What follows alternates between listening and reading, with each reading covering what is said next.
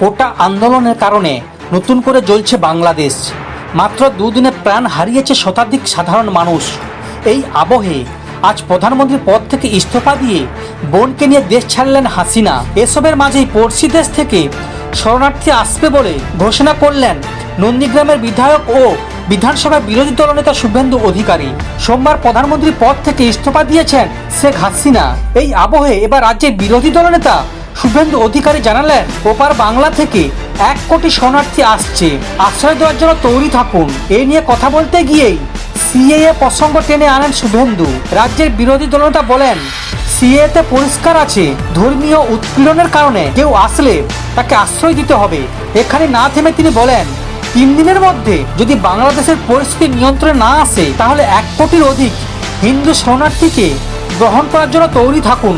যেখানে যার জায়গা রয়েছে হিন্দু ভাইতে রাখার জন্য তৈরি থাকুন। এদিন বিধানসভা থেকে বেরিয়ে সংবাদ মাধ্যমের মুখোমুখি হন শুভেন্দু।